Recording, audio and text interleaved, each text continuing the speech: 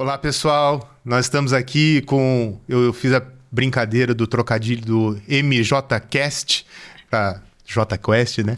Mas não, é o nosso podcast, é um projeto que nós estamos começando, eu e minha esposa Monique, uma consultoria em odontologia legal, MJ, odontologia forense, consultoria e proteção judicial. E nós estamos falando hoje aqui com o meu irmão Fabrício, nosso convidado, primeiro e de honra, para falar um pouco sobre essa parte do direito, já que a odontologia legal é o encontro do direito com a odontologia, essa especialidade que junta uma coisa com a outra, e a gente vai falar da importância desse assunto. Apresentando o Fabrício, o Dr. Fabrício Rezende Camargo, bacharel em Direito, graduado pela UEL, Universidade Estadual de Londrina, em 1996, inscrito na OAB desde 1997, o número é 25.034. Sócio fundador da Camargo e Esteves, advogados associados, associado da White Consult, contabilidade, assessoria e consultoria, pós-graduado em Direito Empresarial pelo Embrap, tem que respirar aqui, OAB Londrina, especialista em Direito Tributário, Direito Constitucional Tributário, Direito Penal Tributário, em Processo Administrativo Fiscal, Processo Administrativo Disciplinar, atuante há quase 30 anos, principalmente no Paraná, São Paulo e Mato Grosso do Sul. Seja muito bem-vindo, Fabricião. Na realidade, você mencionou que é uma honra, mas a honra é minha participar desse primeiro episódio do podcast de vocês. Sim. E estou contente com a iniciativa, acho muito interessante a proposta de vocês em relação à odontologia legal, algo que é necessário tanto para as pessoas, para os consumidores, para os profissionais da área, como também para nós, advogados, termos uma assessoria nesse nível. Um profissional capacitado, qualificado, como é o caso do odontologista, que é um termo que nós percebemos que está sendo utilizado em relação a esse profissional. Então, é uma alegria, uma honra, um prazer a gente estar aqui para conversar um pouco e espero contribuir de alguma forma para que esse projeto continue de forma cada vez mais crescente. Com certeza tem bastante a contribuir. Mas falando do currículo, são 30 anos então de direito? Pois é, rapaz, como passa rápido o tempo, né? Você tem acompanhado, né? Até pouco tempo atrás eu estava entrando na faculdade. Me levando na escola de manhã, né? Tinha que me levar na escola de manhã e começava mais cedo a minha aula e ia depois para o UEL. Mas dava certinho, né? Dava o tempo certo. Dava certo para que a gente pudesse ter essa convivência aí. Era questão de horário, né? Era um pouquinho mais cedo, 7 e pouco, 8 e pouco eu estava lá na UEL. Mas tranquilo, era bom. E é interessante que essa questão de ter entrado na UEL, na faculdade, muito novo. Entrei com 17 anos. Então, a gente não tem muita maturidade, muita experiência em relação a que especialização fazer, que área do direito atuar de forma mais intensa. E, logicamente, depois que a gente se forma, a gente acaba atuando em todas as áreas. A gente aceita qualquer tipo de procura, de demanda, para que a gente possa pegar a experiência. Mas desde o início, como você frisou aí no currículo, eu sempre procurei estudar um pouco mais a área tributária. Questão de família, o nosso pai é auditor fiscal da Secretaria da Fazenda, então a gente sempre teve uma certa afinidade com a área tributária. Então, essa foi a área que eu me especializei durante a faculdade e depois da faculdade também. Mas, como eu mencionei, a partir do momento que a gente se forma, a gente já começa a trabalhar, e eu sempre tive esse objetivo. Eu não pensava em prestar concursos, apesar de que na área do direito o leque é muito grande para se exercer algum cargo público relacionado com a esfera jurídica ou mesmo com alguma esfera que seja parecida, como fiscal da Receita Estadual, Federal e assim por diante. E o que eu fiz? Eu cheguei até a realizar alguns concursos, passei para auditor... Fez em São Paulo, não foi? Passei para auditor fiscal do Estado de São Paulo. Mas o que eu sempre quis foi ser advogado até pela liberdade que a gente tem. A gente não precisa... É lógico, a gente tem os prazos, mas o profissional do direito não tem jeito. Então a gente vive subordinado aos prazos. Mas eu achava interessante eu fazer a minha própria agenda, eu ter uma certa liberdade de atuação e acabei, então, mesmo tendo passado nesse concurso, eu continuei com o escritório. com o Camargo e Esteves, advogados associados. Então, e a partir daí, como eu falei, mesmo tendo o foco na área tributária, eu tive a oportunidade de ter experiências em todas as áreas do direito. Área previdenciária, trabalhista, a questão de saúde também. Aparece, né? Sim, já... E acabei me especializando em processo administrativo disciplinar justamente pela demanda, a necessidade de atender alguns clientes. Mas você me defendeu no CRO, né? Exatamente, você foi um dos primeiros. É um processo administrativo ético, disciplinar. Um outro conhecido nosso também, um outro médico. Eu fiz também a defesa administrativa. Ele estava sofrendo um processo administrativo disciplinar do CRM e também da universidade, faculdade em que sim. ele trabalhava. Tive a oportunidade também de defender vários funcionários públicos estaduais da Secretaria da Fazenda. Então, por isso que eu acabei me especializando no processo administrativo, disciplinar, fiscal e assim por diante. Porque o processo administrativo é muito mais fácil de lidar do que o processo judicial. Não tem aquele rigor formal, é mais simples, mais ágil. Eu prefiro até trabalhar nessa área do que em processos judiciais. Consegue ter, talvez, resultados mais concretos e rápidos? Sim, exatamente. Isso é um ponto interessante. A gente pode conseguir resolver o problema na fase administrativa. Então, muitas vezes nós conseguimos fazer isso. Por quê? Porque a gente faz uma defesa tão bem fundamentada que nós conseguimos absolver, por assim dizer, nosso cliente, o profissional liberal ou funcionário público, na própria esfera administrativa. Matar o assunto ali. Sem necessidade de se adentrar à área judicial. Então, eu acho muito interessante esgotar as vias administrativas, num caso de defesa, por exemplo, de um profissional da sua área, de odontologia. Sim. Tem que ser muito bem feita, muito bem fundamentada, usar todos os recursos, todas as defesas e recursos disponíveis para tentar eliminar o assunto, sanar o problema ali na esfera administrativa, antes da esfera judicial. E para deixar bem claro, eu fui acionado no CRO, porque olha que coisa, né? Na época que a gente fez um cartão de visita, um dos colegas colocou odontologia estética, aí que não podia colocar odontologia estética, né? Se ele soubesse o que o pessoal ia aprontar no Instagram décadas depois, né? Iam deixar meu odontologia estética quietinho, né? Mas hoje eu nem sei em que pé que tá isso da odontologia estética. Foi visionário, né? Esse colega. E apesar denunciou. Ele me denunciou. Você foi denunciado e acusado nesse processo, mas você preocupação, analisa. Né? Não, e com o passar do tempo, isso faz parte, né, atualmente, Sim. do rol de serviços. O pessoal fala e ninguém... Né? E a gente sabe o que é estético, o que não é. Sim.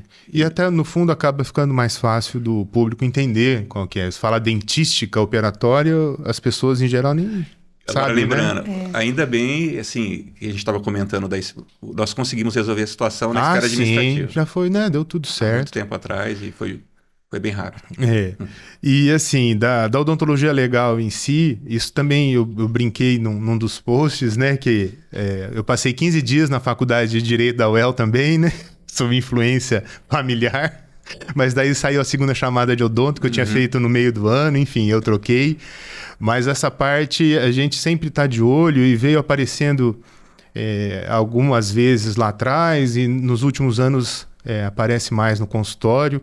Tanto que a Monique foi uma das incentivadoras a fazer especialização, né? Porque aparece uma coisa, aparece outra, um paciente, aí vem as demandas de fazer laudo, fazer perícia. E eu comentei com ela que precisava profissionalizar isso um pouco mais, saber fazer isso melhor e certinho para ter melhores resultados.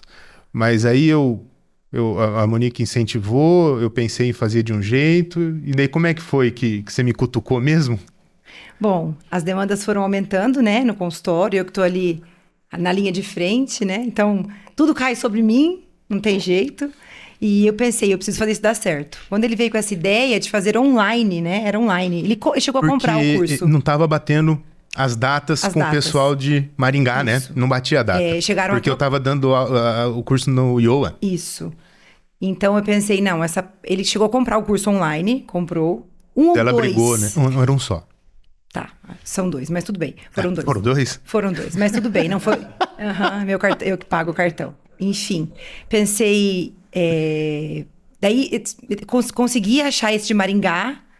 E a Isabel, a doutora Isabel, muito conceituada. Nossa, a professora Isabel, eu conversei com ela 20 anos atrás sobre o curso, não deu certo eu fazer. Exatamente. E não ia dar de novo. Exatamente. Mas daí... Trocaram as datas para que ele fizesse o curso. Pensei, isso tem que dar certo. Qual a chance da doutora Isabel ter conseguido trocar datas de curso de especialização em Maringá?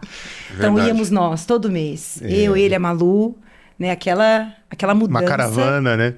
Usando um termo que você utilizou agora há pouco, vocês foram visionários nesse sentido. Fomos.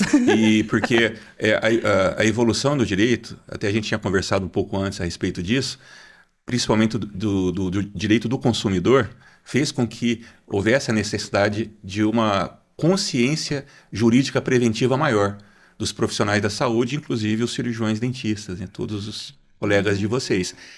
Porque o Código de Defesa do Consumidor, ele é de 1990, então há mais de 30 anos. A partir desse diploma legal, as pessoas, de modo geral, começaram a se tornar mais cientes dos seus direitos e também de que havia meios de se resolver, de solucionar injustiças, danos que eram causados para essas pessoas como consumidores, no papel de consumidores. Começaram a verificar que elas tinham direitos em todas as esferas da vida e do direito propriamente dito. Direito de propriedade, parte de relação contratual, direito de saúde. Foi uma revolução. Sim. Sem dúvida. Então, eles perceberam que eles precisavam ter satisfeitos as suas expectativas em relação ao serviço, ao bem, serviço, mercadoria, mais especificamente do nosso assunto aqui, aos serviços que eram prestados. A questão de transparência, de segurança, de qualidade, são alguns princípios básicos do Código de Defesa do Consumidor de 1990. Então, foi um avanço muito grande e as pessoas se tornaram mais conscientes de que poderiam ter qualquer tipo de dano e injustiça que foram cometidos contra eles, sanados, de alguma forma compensados através de medidas judiciais. E isso foi um marco histórico na área do direito, no caso, para o cidadão, para o consumidor. E é interessante que desses princípios, a gente comentando, né, do que a gente encontra no Código de Defesa do Consumidor, tem um que é muito importante e que faz relevante a questão da proteção legal do profissional da odontologia, que é o tal do princípio da hipossuficiência do consumidor. Isso significa que a legislação, de modo geral, e os tribunais também, eles consideram o consumidor como a parte mais fragilizada, inferiorizada numa relação de consumo. Uma relação em que há prestação de serviços e assim por diante. Então, isso tem algumas implicações. E por que hipossuficiente? Porque, normalmente, vamos fazer a análise com base na atividade de vocês. O paciente, que é um consumidor, o paciente ele não tem praticamente conhecimento técnico nenhum. Ou o conhecimento é muito pouco, ou simplesmente ausente, inexistente. Então, ele é considerado hipossuficiente nesse sentido, da relação ali, da prestação de serviço, da clínica odontológica ou do dentista, do cirurgião dentista, com o paciente consumidor. Doutor, né? Pois é. Fica nessa, né? E é interessante que um dos efeitos dessa hipossuficiência, desse princípio de fragilidade do consumidor, é a chamada inversão do ônus da prova. O que significa isso? Que se houver uma disputa judicial, um litígio, a clínica odontológica ou o dentista é que vai ter que provar que ele não tem responsabilidade em relação a algum erro técnico, alguma imperícia, imprudência ou negligência que foi cometida. Porque normalmente quem acusa é que tem que provar? Exatamente. Então, isso então é um princípio muda. básico. Isso. Então, ali o consumidor, o paciente, ele alega que ele sofreu um dano estético, um dano material, um dano moral até, e a outra parte, no caso o prestador de serviço, seja a clínica odontológica ou seja o dentista, é que vai ter que comprovar através de uma documentação comprobatória farta, quer dizer, tem que ser bem significativa, uma documentação clínica muito farta, no sentido de não só de abundância, mas de qualidade também, para que ele possa demonstrar que não agiu negligência, culpa, imperícia e assim por diante. Foi o que aconteceu com a gente, que a gente foi processado, né?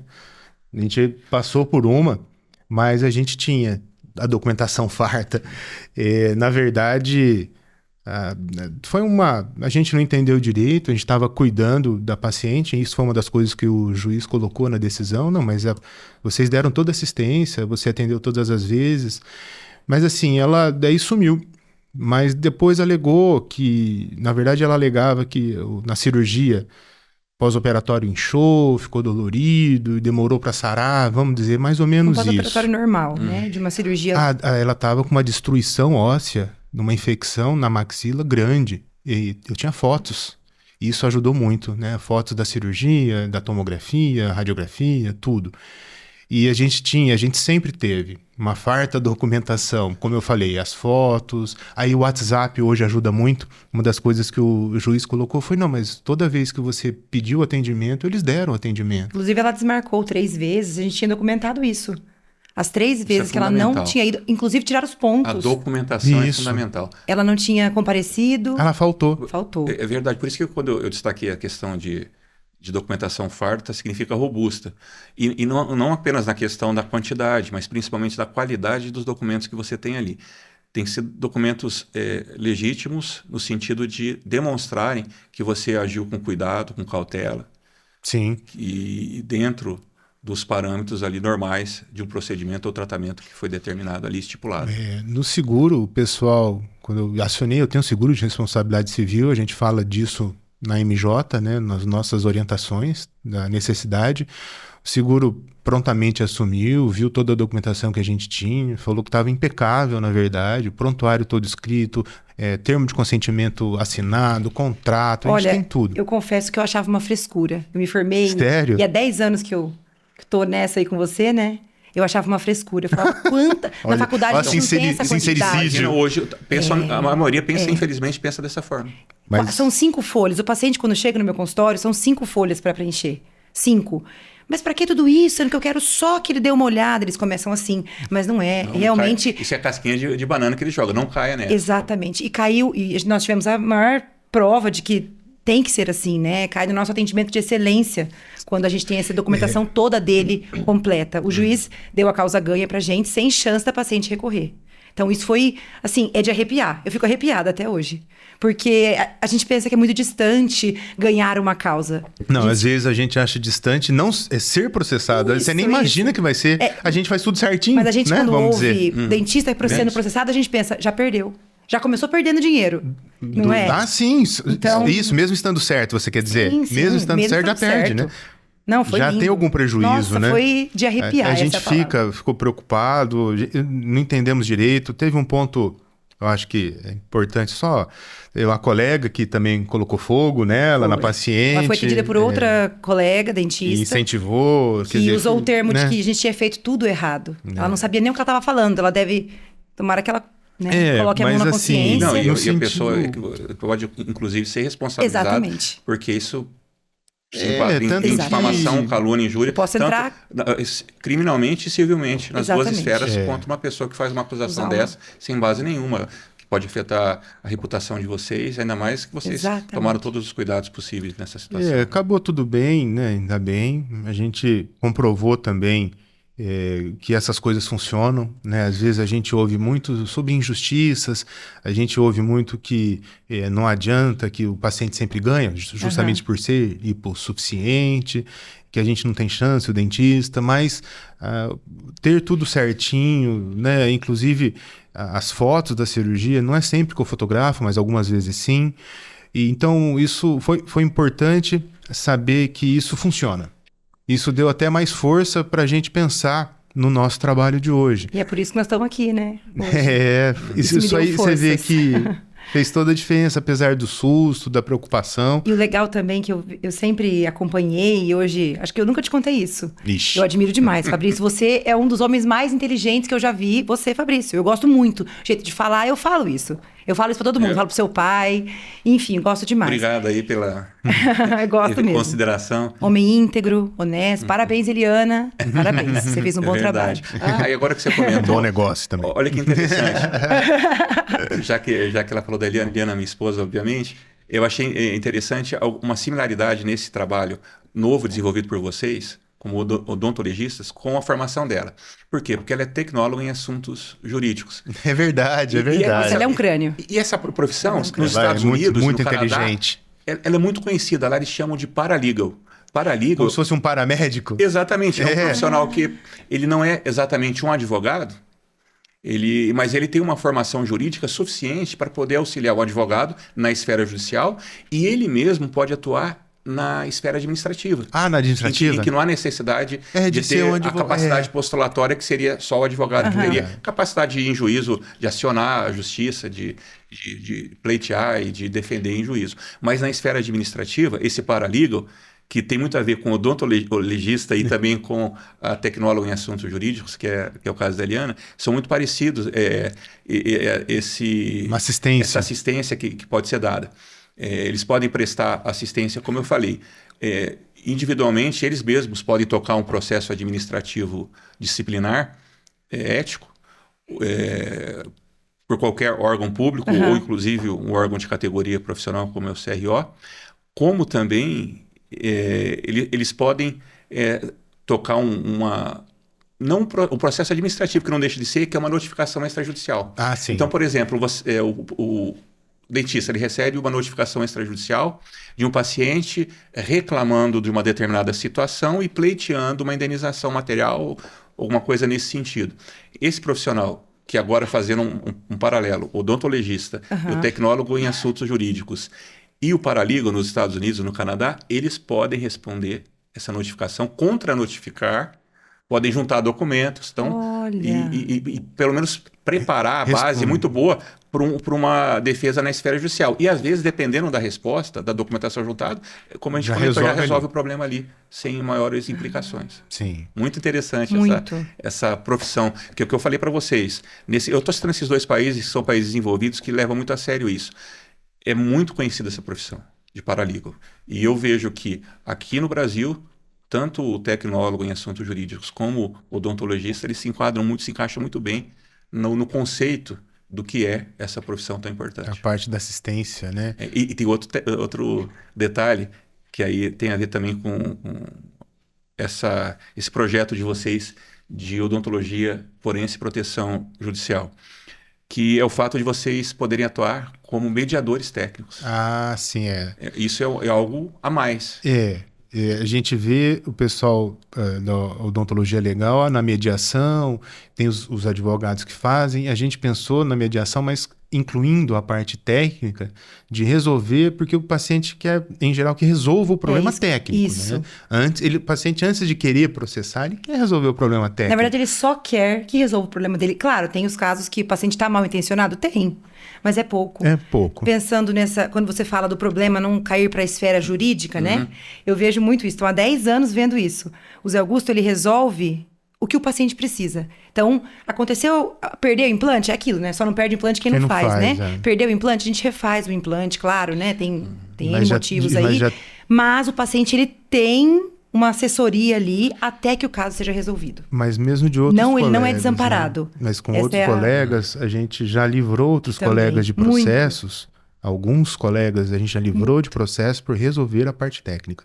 Por eu fazer a parte técnica. Então já é uma forma de você atuar não só como mediador técnico, mas também como odontologista resolvendo a situação. Exatamente. Ali. E a ideia é na mediação. Naquela esfera. Ele sabe o que falar. Na mediação técnica que a gente elaborou, não só aquela conversa, não, então vamos fazer assim. Não, falar, para resolver tem que fazer isso, isso, isso. Aí a gente pensou assim, ou o próprio colega que refaz sob a nossa orientação técnica, ou se houver uma quebra de confiança com o colega, a gente indica um outro colega para resolver a parte técnica odontológica ali do paciente, antes que se transforme. Porque antes de se transformar numa demanda judicial, o paciente quer que a prótese pare de quebrar, ele quer que o implante fique no lugar, que a cor bata, né? Então, se tecnicamente isso se resolver, em geral, ele não vai para a parte judicial, Isso, daí né? você terá cumprido mais do que nunca o objetivo dessa prestação de serviço porque como odontologista. fica além da conversa de negociar, então vamos fazer assim e tal, fica tudo... Não, é assim que tem que fazer para resolver ali, né? É mostrar um instância, passo a passo, assim. né? E ele sempre fez é isso. assim que faz. Tô vendo isso há muito tempo. Tem casos que a gente faz do zero, que a gente tira tudo, faz tudo de novo. Mas às vezes alguém precisa falar isso para o colega com autoridade. Você vai ter que desfazer assim e fazer assim. E às vezes, se ninguém fala, no caso eu que já fiz isso centenas de vezes, o colega talvez não entenda a dimensão, mas será que é tudo isso? Será que precisa mesmo? Então a gente pensa em dar uma orientação precisa e de confiança para o colega, para resolver a questão, né? Essa mediação. Então, ela vai além vai mostrando a parte técnica, como que ele faz para resolver o problema que está acontecendo, que ele não consegue. Tem pacientes que aparecem no nosso consultório que foram feitas 4 próteses, 4 implantes, Quer dizer, o 4 vezes. 4 vezes com Ele protético. tentou fazer, ele não conseguiu. Ele não agiu de má fé. Não agiu de má fé. Isso é muito importante. Ele agiu de boa fé Exatamente. no sentido de que ele tentou resolver o problema. Ele não conseguiu. Mas se ele tivesse, desde o início, essa assistência de um profissional... Faz mais assim, desse joga gabarito, isso para lá. Porque o que você falou, você pode... sugerir ajustes clínicos, Exatamente.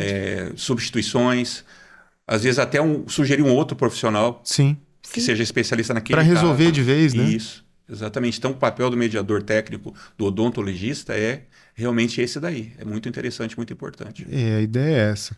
E os processos vêm aumentando, né? Contra dentistas ao longo dos anos. Você foi dar uma olhadinha? Eu dei uma olhada, eu até comentei, né? Tem havido, infelizmente, um crescimento exponencial de ações judiciais, tanto contra dentistas, cirurgiões dentistas, como também contra clínicas odontológicas. Clínicas também, né? São milhares, né? Todo ano. E a gente observa que a questão da prevenção é muito importante. Você reduzir riscos de se ter um problema que chegue a alcançar esse nível depois de problema na esfera judicial, né? Tentar já prevenir para que não ocorra litígio dessa natureza. Ou mesmo que ocorra, tem chance, né? Porque tem hora que não tem chance, né, amor? Se a pessoa não... Pode estar toda certa, na parte técnica até, mas não consegue provar, né? Tem pacientes que a gente sabe, que a gente está nesse meio, né? Tem colegas que foram processados por causa de cor, de prótese, de faceta, né? Que faz muita faceta, por causa de cor que o paciente escolheu, mas não documentou. Então, como é que foi? Não documentou. Não documentou. Esse é o problema. E uma boa parte desses processos são resultados de expectativas irrealistas do paciente. É o que acontece muitas vezes. Chega em casa, a mãe, o irmão, nossa, que horrível. Ficou branco? Ficou branco demais. Daí a alegação é que o profissional não atingiu o resultado prometido. Mas Mas vezes... o paciente que escolheu, né? Exato. Muitas vezes. Mas não está documentado? Tem que estar lá. Tem que estar lá. Olha, assim, é melhor se passar um pouco por chato, por rigoroso demais. Pecar pela essência, igual esse aqui. Não, tem que ser assim, para evitar problemas. Ninguém quer passar por isso e, como vocês comentaram, vocês nunca imaginaram uma situação. Pode acontecer, aconteceu raríssimas vezes, mas aconteceu. Mas o objetivo é 0% de chance de ter algum problema, né? E que se resolva, como a gente está batendo muito nessa tecla, na esfera ou instância administrativa. Mas a gente vê também que um dos pontos principais que faz o paciente ir mesmo para esse lado é o atendimento, né? O atendimento é tudo, né? A primeira queixa... Que problemas tem, né? Bastante. Falhas, né, no tratamento. Mas a primeira queixa que eles usam ali na recepção mesmo. Fui em tal clínica. Bom, eles são bons, mas cada hora um me atende. Então, olha, isso é muito sério. Cada hora um me atende, então não adianta nada. Eles se incomodam. Se incomodam. A técnica ser boa se... Ou não responde, né? O WhatsApp, né? Fica demora. O atendimento, o acolhimento hoje parece básico, mas é um diferencial, né?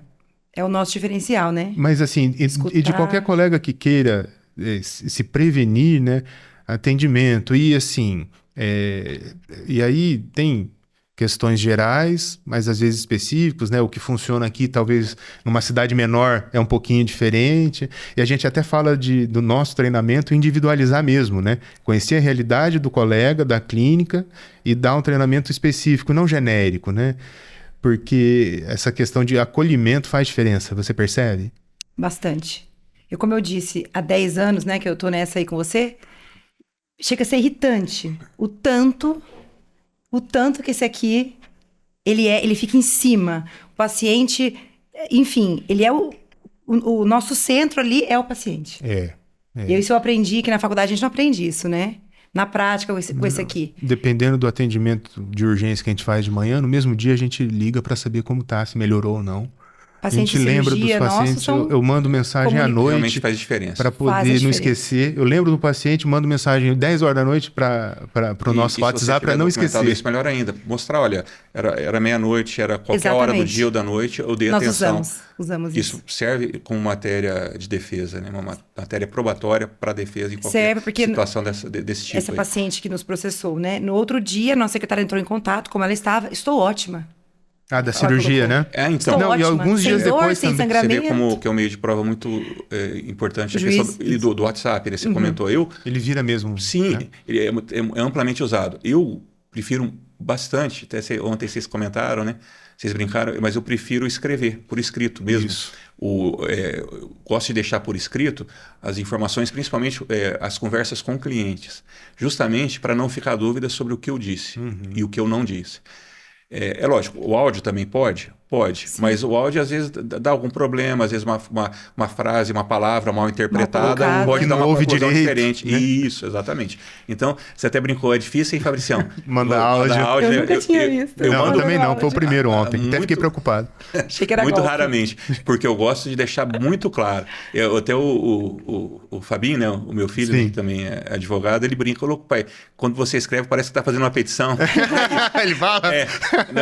Até parece mim, mesmo. Mas é porque eu gosto de colocar certinho, né? Para não dizer que eu disse isso e está bem claro que o meu objetivo era esse com essa conversa. Então, é o que vocês estão fazendo e devem fazer principalmente com pacientes, com os clientes, com os consumidores, a continuarem agindo dessa forma. A orientação que você dá para as meninas quando liga? Quando faz a ligação, depois deixa... Imediatamente, registra no WhatsApp. Conforme conversamos agora por telefone fixo, tal. Sua consulta ficou agendada para dia tal hora. Sim. E relembra tudo que falou, para deixar registrado. Exatamente. E eu me lembrei, essa questão de formar todo esse documento comprobatório de modo abundante, a gente tem percebido que nesse aumento todo de ações judiciais contra dentistas, contra clínicas odontológicas, a principal causa de fracasso na defesa do dentista, do profissional, é a ausência de provas. Que é a documentação. E às vezes, mesmo que ele... Não adianta ele estar de boa fé, mas se ele não demonstrar, através de provas, que ele agiu de boa fé, que ele agiu com prudência, com perícia, com cuidado, ou seja, que ele não foi negligente, se não tiver uma documentação comprobatória, às vezes um laudo também, exames e assim por diante. Exatamente. E o que eu ia também comentar é das provas, da documentação, nos processos que eu peguei para fazer perícia, rapaz, você não entende o que está escrito, você tem que decifrar. O prontuário é um enneagrama. E a Monique fica... Imagina o juiz a Monique fala isso. assim, não, mas... Liga lá pro dentista e pergunta o que ele escreveu. Que é isso? Mas não pode, né? N34RXP1. Eu nunca vi isso na minha vida. Eu nunca vi. Uma falha muito grande. A gente não entende. Uma sigla dessa na minha vida. Isso é uma demonstração do que não fazer, de como não tratar a documentação. Porque pro perito, o perito quer saber a verdade, ele não tem lado, né? Então, às vezes você não consegue... Nessa última defesa que você fez... Sim. Do caso, enfim, não era para o colega dentista, era uma outra empresa. Mas eu tinha uma vontade de ligar, mas aqui tá colocando implante, mas foi feito, não foi feito? O que é isso? É próximo do implante que não tem? Você não entende nada. Você fica perdido. Parece que é uma outra língua. Não, se eu que sou dentista, ela que é dentista, se a gente fica perdido, imagina um juiz. Sem dúvida. Agora, você comentou esse caso, eu me lembrei, você como odontologista, você também pode atuar como assistente técnico. Sim. assistente de do advogado, fazendo perícias. Como é que fica essa relação? Porque, em geral, o cirurgião dentista, ele procura advogado, né, direto. Ele vai, talvez, agora começando a trabalhar, procure a gente, mas, em geral, procura advogado.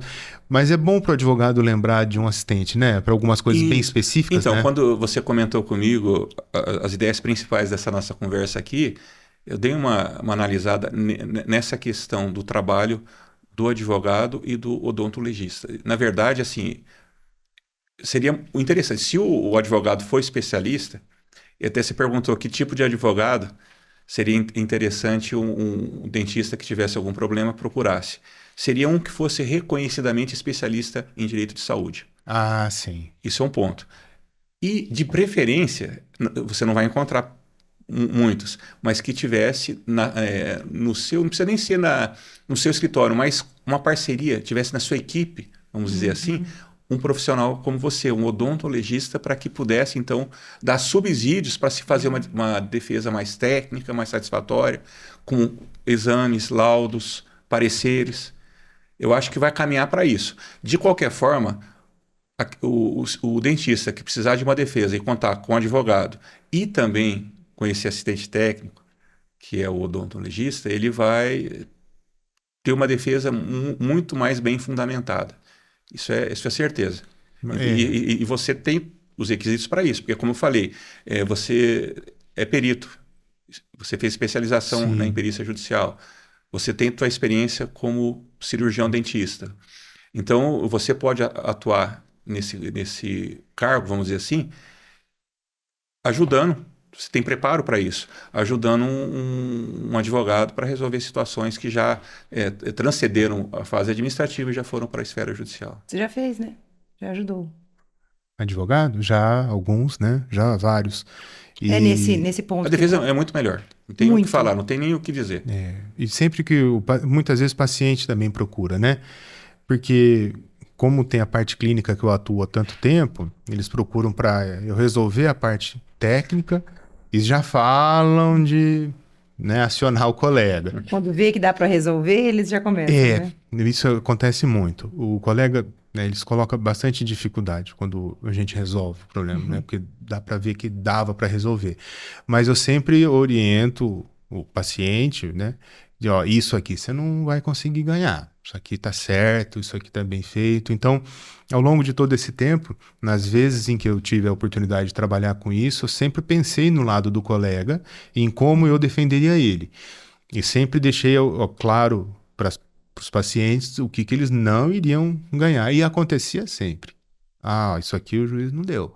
Os implantes estão bons. Os implantes estão ali. A facilidade e a visão sua bem clara de como analisar situações, processos envolvendo, né, essa questão de falha ou não, de erro técnico, de imperícia e assim por diante. E como que os juízes, falando nisso, estão decidindo? Então, é interessante. Eu acho que seria interessante a gente se deter um pouco mais em algumas decisões, aquilo que a gente chama de jurisprudência, relacionada com o assunto que nós estamos tratando aqui. Pelo menos duas aqui eu selecionei, eu achei interessante. Veja bem, olha, mulher submetida a tratamento dentário que resultou em sorriso vazio será indenizada. Por que sorriso vazio? Aí tem explicação. Uma mulher que teve dente incisivo frontal extraído de forma desnecessária com o surgimento de um vão, até então inexistente, quer dizer, surgimento de um buraco em seu sorriso, será indenizada em R$12 mil pela clínica ortodôntica responsável pelo serviço. E esse valor ele abrange danos morais e materiais em virtude de uma intervenção que o juiz considerou equivocada. Além disso, a clínica também terá de ressarcir a quantia desembolsada pela cliente pelas despesas, né, do trabalho mal feito e garantir um novo e completo tratamento. E só finalizando essa decisão aqui, é interessante o que o desembargador, relator da matéria, aquele que está a cargo desse processo, que está encabeçando esse processo, ele se posicionou do seguinte modo: o dano moral é inegável. Ficou a autora exposta ao tratamento ortodôntico com enorme espaço entre os dentes por tempo superior ao razoável. E a situação persiste faz 5 anos. E serão necessários pelo menos outros 5 para regularizar a situação. Provavelmente foi através de perícia, de laudo, que se constatou esse prazo aqui. Portanto, 10 anos foram e serão gastos pela autora até a retirada do aparelho dentário.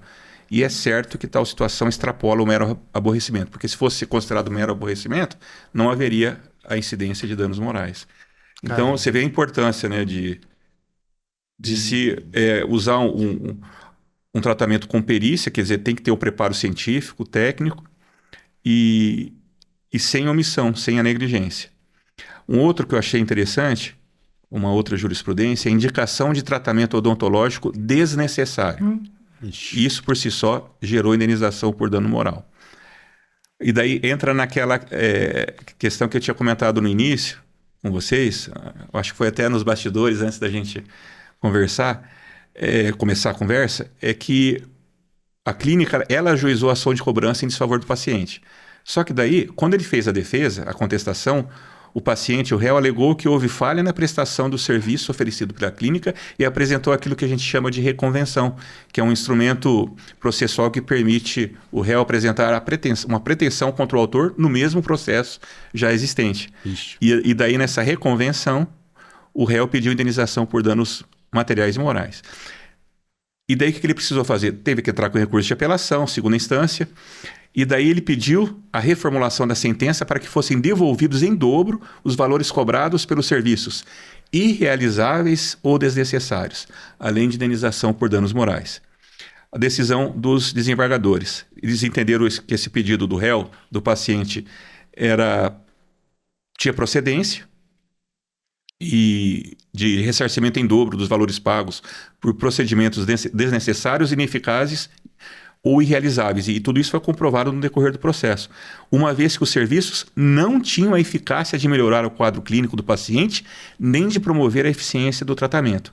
Para o desembargador relator, o profissional da clínica, que é detetor, em tese, de conhecimento técnico especializado, agiu de má fé ao indicar tais procedimentos, provocando prejuízos à saúde bucal e psicológica do paciente. Então, daí a condenação, né? Então, são alguns exemplos de como é importante toda essa consciência jurídica preventiva que nós comentamos até agora, né? Porque nesse caso, nesse segundo, o colega, pelo jeito, não conseguiu provar que o planejamento dele estava correto, né?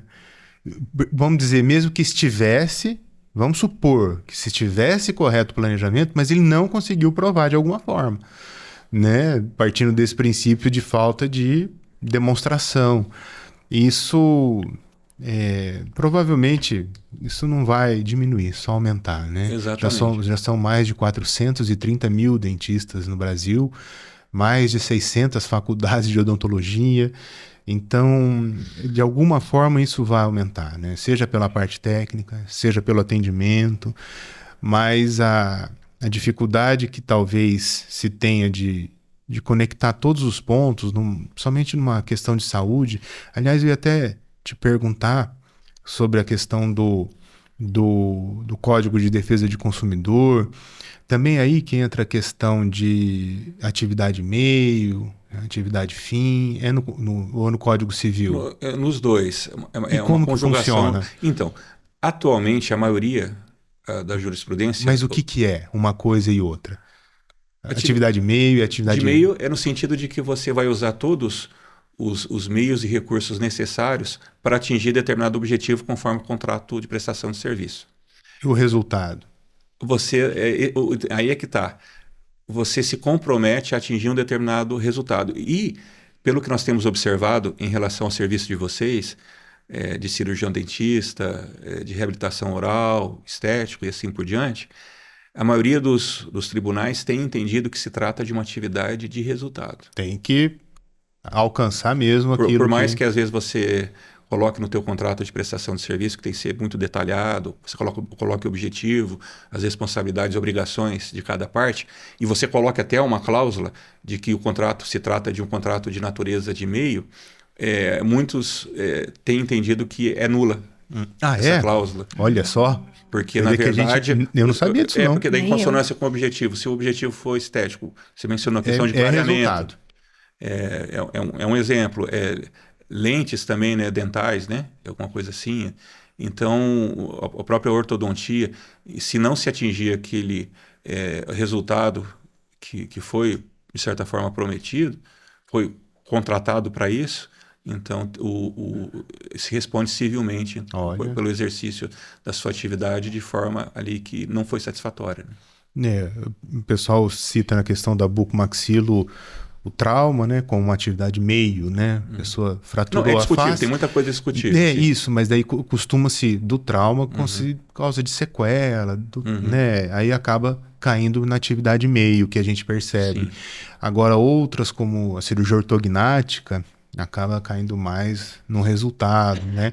A oclusão correta, a estabilidade do tratamento, a cirurgia de deformidade de face, né? Então, mesmo na própria especialidade da bucomaxilo, né, uma parte dela vai para o meio, outra vai para o resultado, e o dentista não pode ignorar, né? Por mais que a gente se goste da parte técnica e tal, esse é um assunto que, e às vezes é um assunto que você também só pensa nele uma vez, no sentido de você organizou sua clínica, organizou seu consultório, estabeleceu protocolos, a rotina, né, de documentação, de tudo, e aí você vai conduzindo, né? Você não vai ter que fazer isso 2, 3 vezes, toda hora, trocar a documentação, fazer. Então é importante também lembrar isso para o colega, né? De que ele se coça um pouquinho para resolver isso agora, preventivamente, também, e ao acontecer, se acontecer, sabendo que também vai ser mais fácil de resolver. Mas então vai indo muito para a parte de resultado, de qualquer forma. Exatamente. Mas e como se defende disso, Abicião? Tem jeito, vamos dizer? Tem que demonstrar. Se você tentou fazer direito, vamos dizer, né? Isso é primordial. E às vezes pode se demonstrar que o resultado não foi atingido por culpa, por negligência do paciente. Isso pode acontecer. Sim. Quando não se tomou as medidas que foram apresentadas para ele como obrigatórias para que se conseguisse atingir. Cuidado pós-operatório, por exemplo. Cuidado pós-operatório, higiene, às vezes uma falta de higiene necessária para que se atingisse o êxito em determinado tratamento. Obviamente que é possível. Dá para defender. Na pior das hipóteses, pode ocorrer o que se chama de culpa concorrente. Assim, houve uma parcela de culpa da parte do profissional, mas também por parte do paciente que foi negligente na questão de manutenção do tratamento, do tempo, às vezes que deveria se tomar alguns cuidados preventivos para que se atingisse o objetivo e assim por diante. É plenamente defensável, mas óbvio que depende de cada situação, das provas carreadas e assim por diante. Na verdade, tem bastante coisa para a gente resolver, mas que no final das contas, acho que cai de que é possível, né? Você ter uma base de defesa, de protocolo, de rotina, né? Onde você consegue treinar a equipe. Na parte do treinamento de equipes, né? Entra isso, da equipe saber a hora de pedir para o paciente assinar um prontuário, assinar um termo de consentimento. Claro, o dentista passa, mas lá a gente tem redundâncias. A Thaís vê, a Nice olha e eu olho. Então, para ver se está tudo... E elas já sabem. Elas já sabem, né? Do que... Como é que fala? Elas já sabem o que cada dessa parte os pacientes têm que fazer. E nesse sentido, só mais uma decisão que eu achei interessante sobre a questão de quando não se alcança o resultado prometido no contrato de prestação de serviços. Aqui um Tribunal de Justiça de São Paulo reconheceu a responsabilidade da clínica pela falha na adaptação de prótese, destacando a inexistência de exames comprobatórios que embasassem a técnica utilizada. Então houve perícia. O laudo pericial concluiu pela inaptidão do método adotado. Quer dizer, não tinha eficácia nenhuma, o que resultou na condenação à restituição dos valores pagos e a compensação por danos morais. Mas olha que interessante o final aqui.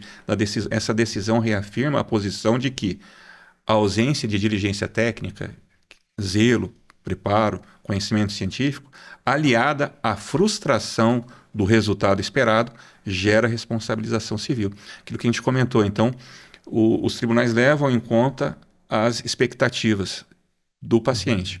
É óbvio que se forem irrealistas, daí não são consideradas, mas de modo geral é um fator preponderante ao se tomar uma decisão em casos como esse, né? E você comentou só a importância do termo de consentimento livre esclarecido. Sim. Então não adianta só verbal. O que você tem observado é que precisa ser formalizado isso. Vocês pedem autorização, no caso, o termo da autorização do paciente, para que vocês adotem determinados procedimentos, tratamentos, mas ao mesmo tempo vocês colocam os riscos, os benefícios, Sim. os efeitos colaterais. Sim. Os cuidados que ele tem que ter. Exatamente, isso é importantíssimo. E uma decisão também, numa situação em que não há informação adequada e consentimento esclarecido. Então, isso já no Rio de Janeiro, a condenação de uma clínica por falha na prestação de serviço e ausência de prova da conclusão do tratamento. A dentição provisória fornecida à paciente não se ajustou corretamente, resultando em constrangimento e exposição vexatória por mais de 6 meses. Então, ela ficou passando vergonha com a dentição provisória.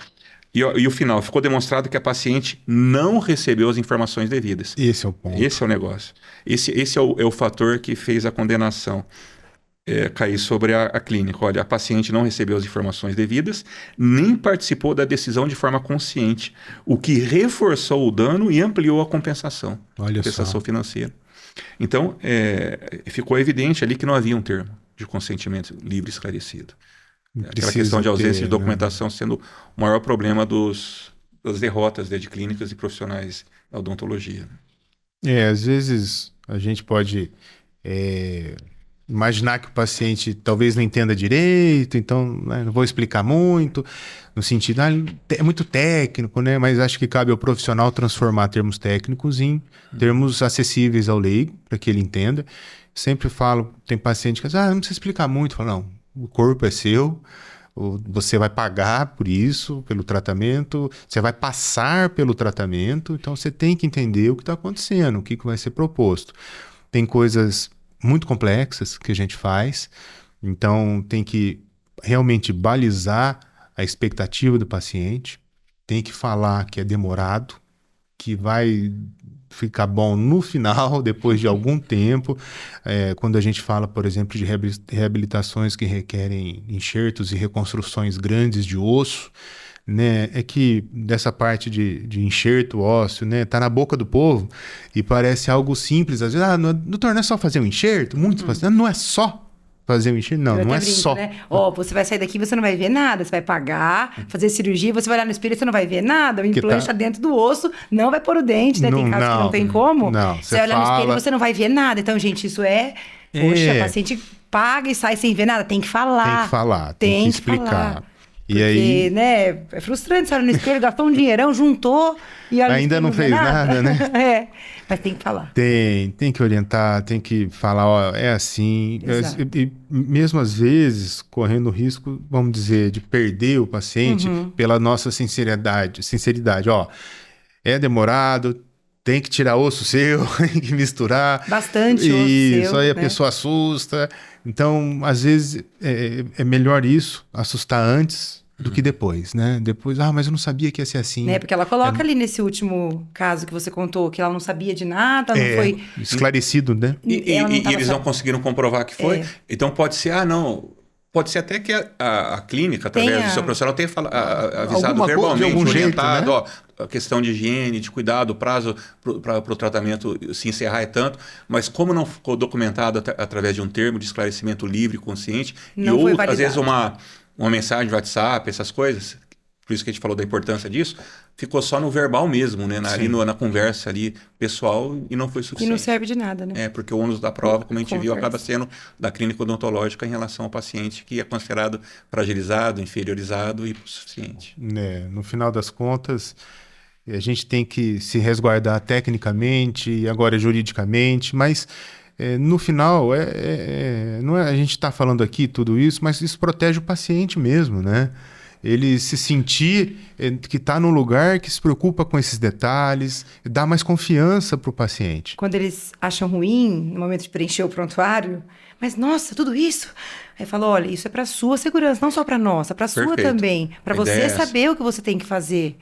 Né? É muito sério, o paciente que faz uma cirurgia, ele não pode fumar cigarro, por exemplo, e tá tá ali dizendo. Então ele tem que, pelo menos, se ele vai fumar, daí já é problema dele, né? Exatamente. Um exemplo, né? Foi disso. bem relembrado. Atividade física é outro Sim, ponto que tá sim. ali.